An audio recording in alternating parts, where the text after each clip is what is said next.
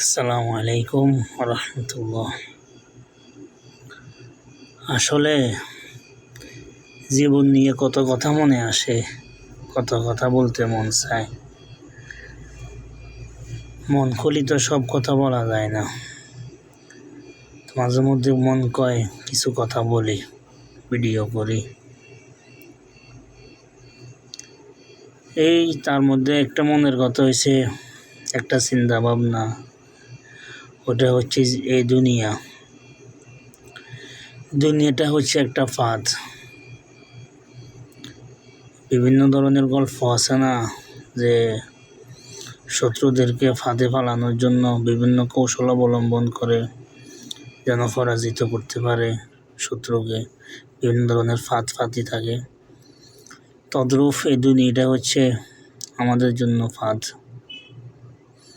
আমাদের মতো যারা গুনাহগার তাদের জন্য ফাঁদ। নেককারদের জন্য দুনিয়া আমল করবে, মারা যাওয়ার পরে জান্নাত নিয়ে নেবে। আমরা হলাম গুনাহগার। আমরা দুনিয়াতে গুনাহ করতে করতে শেষ। মারা যাওয়ার পরে জান্নাত আল্লাহ কখন দেয় একমাত্র আল্লাহ ভালো জানে। আল্লাহ যদি মাফ করে দেয়, দয়া মায়া করে, তাহলে তো আল্লাহ জাহান্নাম থেকে যদি বাঁচায় তাহলে জান্নাত পাবো, যদি আল্লাহ দয়া মায়া করে। তবে মেন কথা হচ্ছে দুনিয়াটা হচ্ছে একটা ফাঁদ।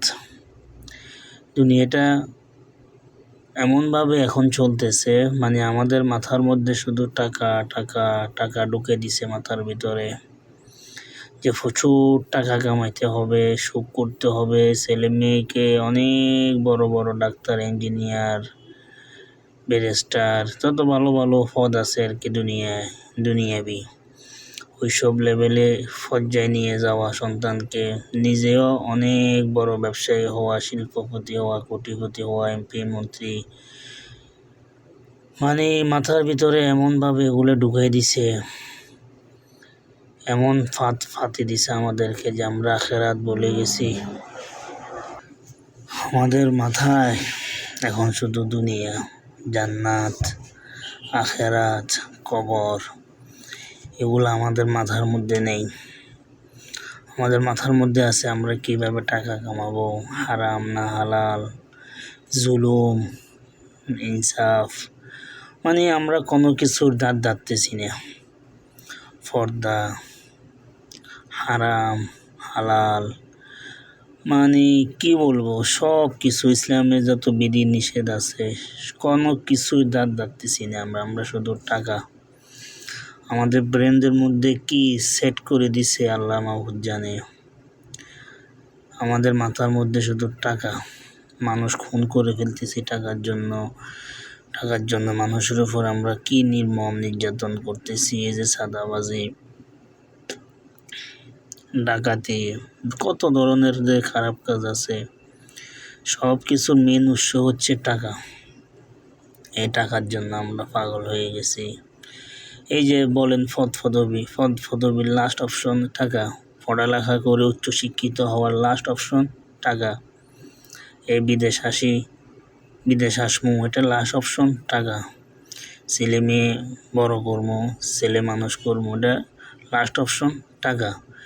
মানে টাকাটা আমাদের ব্রেনের মধ্যে এমনভাবে ঢুকছে যে আমরা টাকার পিছিয়ে এমনভাবে ছুটতেছি। আমাদের চোখের সামনে কত মানুষ 20 বছর, 25 বছর, 30 বছর, 35 বছর, 40, মানে বয়সের কোনো নির্ধারিত টাইম নেই। যে কোনো সময়ের মানুষ আমাদের চোখের সামনে মরে যেতেছে। আমরা দেখতেছি ফেসবুকে, সবাই সবসময় দেখতেছি অমুকজন মারা গেছে, অমুকের ভাই মারা গেছে, বাবা মারা গেছে, মা মারা গেছে, ভাই বন্ধু কতজন মরতেছে, সমবয়সী অনেক লোক মরতেছে। তারপরও আমাদের মাথার মধ্যে দুনিয়া আখেরাত মোটেই কাজ করতেছে না, শুধু দুনিয়াটাই আমাদের মাথার মধ্যে ঘুরতেছে। দিন শেষে আমরা আবার টাকার পিছে দৌড়াইতেছি। হারাম এমনভাবে ঢুকছে, বিভিন্ন এনজিও, ব্র্যাক, এই যে কিস্তি, মানুষ তো এখন কিস্তিকে হারামে মনে করেন। মানুষ এটাকে আরও মনে করে যে কিস্তিওয়ালারা সোয়াব কামাইতেছে, যে আমার বিপদের সময় কিস্তি এলো, আমার কিস্তি দিছে, আমার টাকা দিছে, এটা তো অনেক উপকার করছে আমার। এখন এটা সওয়াবের দিকে চলে গেছে।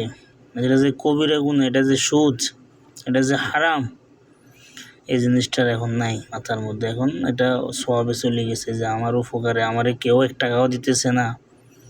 আমি বিপদে আছি, ভাই বন্ধু আত্মীয় স্বজন সবার কাছে টাকা পয়সা চাইতেছি, কেউ আমার 1 টাকাও দিতেছে না। তো আমাকে কিস্তিওয়ালা টাকা দিছে, ব্রাকওয়ালা টাকা দিছে, এটা উপকার করছে আমার, ওদের সওয়াব হইব, মানে মানুষের মাথার মধ্যে এই জিনিসটা ঢুকে গেছে। তারপরে যারা ব্যবসা করতেছে, ব্যবসার ভিতরে অনেক আছে, বেশিরভাগ কীভাবে 2 টাকা মিথ্যা বলি কামানো যায়, কীভাবে কাস্টমারকে ধোঁকা দেওয়া যায়, ওই টাকার জন্যই। তো দিন শেষে আমরা এই দুনিয়াতে একটা ফাঁদে, টাকার ফাঁদে পড়ে গেছি। সোজা বলতে গেলে টাকার ফাঁদ, আমরা টাকার ফাঁদে পড়ে গেছি। আমরা টাকার নেশা এমনভাবে আমাদের মাথায় ঢুকে গেছে, আমরা আখেরাত, কবর, দুনিয়া যে ভালো কাজ করতে হইব আমরা এগুলো ভুলে গেছি। আখেরাত ভুলে গেছি, কবর ভুলে গেছি, জান্নাত, জাহান্নামের যে এত ভয়াবহ আযাব সব ভুলে গেছি। তো এগুলো আমার মাথার মধ্যে আজকে কয়েকদিন ধরেই ঘুরতেছে। এখন কি করবো, একটা ভিডিও বানাইতেছি, ভিডিওর মধ্যে বলতেছি, ধরে নিজের সাথে নিজেই কথা বলতেছি।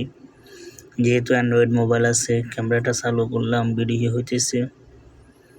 মন চাইছে কোথাও ইউটিউবে বা ফেসবুকে দিলাম। এমন না যে আমার ভিউ লাগবে বা আমার মনিটাইজেশন আছে, আমার এখান থেকে ডলার আসবে, ওইরকমও না। আর মনের ইচ্ছা হইলো সবার সাথে জিনিসটা শেয়ার করলাম। তো আমি যে এত কথা বলতেছি, আমিও ওই ফাঁদে পড়ে আছি, কিন্তু এই ফাঁদ থেকে বাঁচতে পারতেছি না। এই ফাঁদ থেকে যখন সরে আসতে যাই, তখনই অভাব, অনটন, পেরেশানি এগুলো কাজ করে।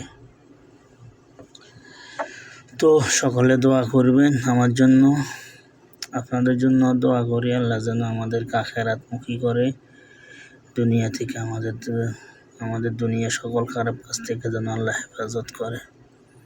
সকলে ভালো থাকবেন। আল্লাহ হাফিজ। আসসালামু আলাইকুম।